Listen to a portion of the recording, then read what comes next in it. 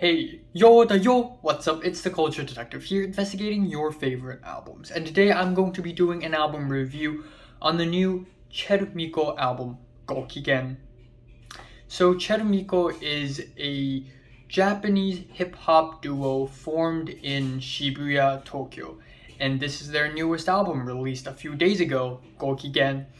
And I have been keeping tabs on their work for a while already because back in last year, or I think in 2019, they released Easy Breezy, which is the opening theme song to the anime Keep Your Hands Off Ken, and it slaps. It slaps so hard. I love the beat. The performances are super energetic and passionate. Our MCs in this duo, MC Rachel and MC Mamiko, have amazing chemistry, and overall the flows and the deliveries are just awesome. And it isn't until a couple weeks ago when I was like, you know what? Just out of pure curiosity, let me check what is chelmico up to. So I went to Rate Your Music. Turns out they're releasing an album on June 1st, and they even plastered the release date of the album on the album cover itself. So they can't postpone it. They can't do any changes now. It has to be released on June 1st. It's literally on the album cover. So here it is. Gokigen, it's finally released. And once again, MC Rachel, the chol in MC Rachel becomes the cheru, and the miko in MC Mamiko becomes the miko in cheru miko. So here it is. And I didn't expect this album to be really poppy because this album doesn't sound like anything like Easy Breezy. Easy Breezy is just energetic rap.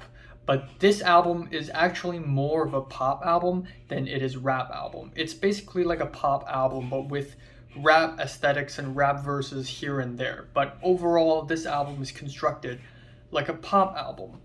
Now, the album starts off with the intro track, which is a pretty spacey intro with a smooth beat, and that leads into Roller Coaster, which is basically an extension of that intro with summery guitars, a snappy beat, and then we get these very playful, fun flutes, and I love them. I love it when I hear flutes in a hip-hop song, but overall, instrumentally, this track still sounds like an ad, and like an insurance commercial or something like that. Or more so, this song sounds like an ad to a theme park, to a summery theme park.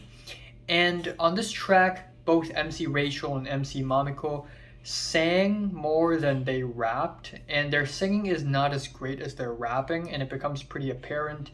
And then we have the feel-good lyrics, and overall the song is just not a very memorable opener, unfortunately. But very quickly we have the next track, San Ok Yen, or 3 billion yen, and it slaps. It slaps hard. This track is obviously a track about wealth and materialism, where the duo just talks about how they would spend all of this money getting paid 3 billion yen with no taxes, with big goofy horns and very fun beats. And throughout the whole track, both of the MCs here rap in a very hushed, whispery tone, which I didn't really like at first. I was kind of underwhelmed at first, but their rapping grew on me a lot, and the music video just slaps really hard, especially the bit where they dance with a police officer. That was really fun. That was admittedly really fun.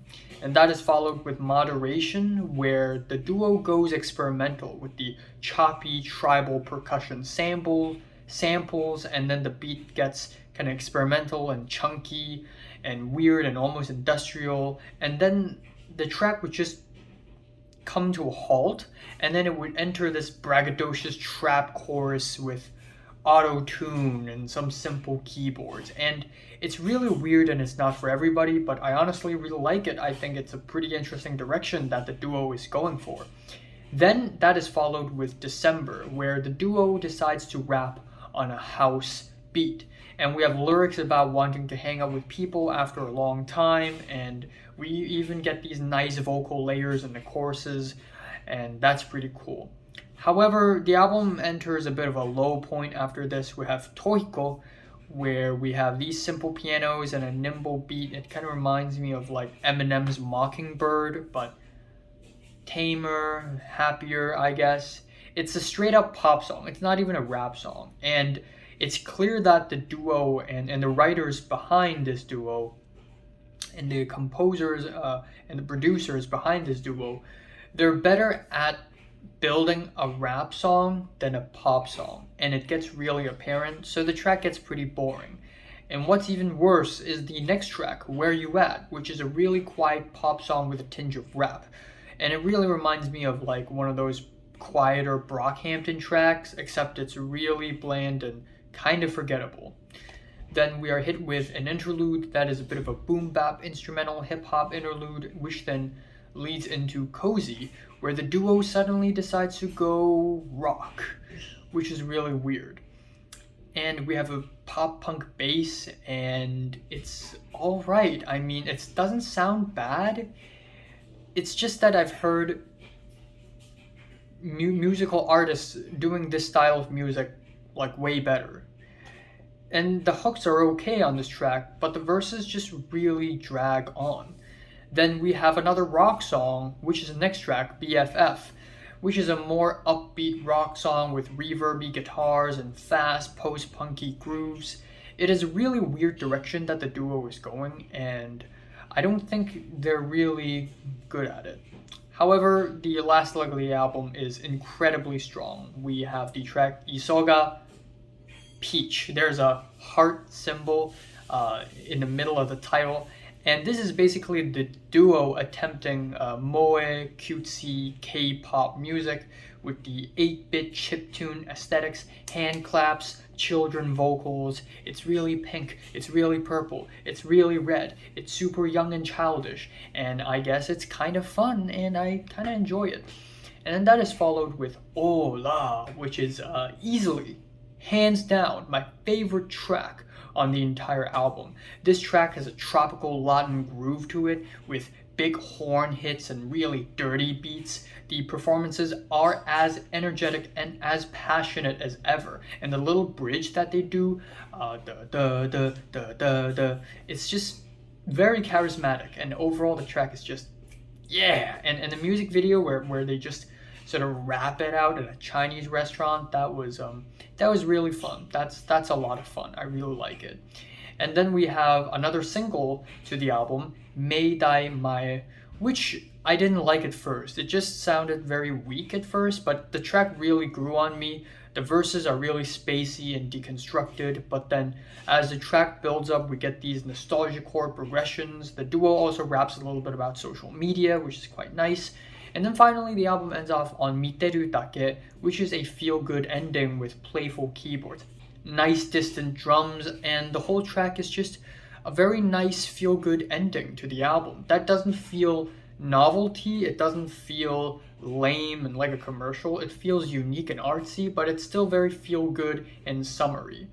And the track kind of fizzes out at the end, which I'm not a huge fan of, but overall, it's still a pretty damn good track. So, yeah, overall, MC Rachel and MC Mamako has definitely put out some amazing tracks on the album, but they also experimented more on this album, which result in some disappointments and some letdowns. But still, it is mostly hits rather than misses, and my favorite track here is Hola, and my least favorite is Where You At. I'm giving chelmico Gokigen a strong 6 to a light 7 out of 10. So, have you listened to the new chelmico album from Meidaimae? Just rate it, like it, and subscribe if you want more. And thanks for watching. I'll be reviewing the new gospel album, The Loser, and Post Malone, and Angel Olsen very soon.